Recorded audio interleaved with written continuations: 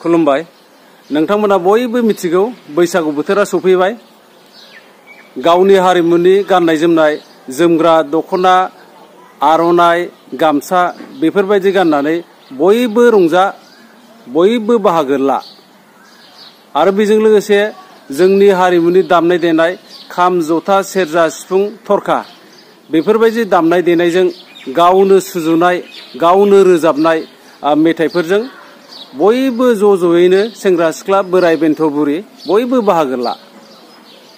बैफोरबायदि नङा थेलायाव देक खानानै साइकेलाव देक खानानै माखासे रेडिमेड मेथाइफोरजों रंजायोब्ला बांद्राय समाया आरो जों मोनसे खोथाखौ गोसोखांनो हायो। गोदोनि दिनाव सिख्लाया सेंग्राखौ मोजां मोननानै हांमा हांसानि आर'नाइ फालि होनाय माखासे नियमफोर दंमोन, बेफोरखौ लाबोफिननो हायो। जेरै सिख्लाखौ मोजां मोननानै दख'ना गोदान बायनानै होनाय बेफोरबायदिखौ खालामनानै सेंग्राफोरा बेखौ फालिनो हायो आरो। गोजोन्थों।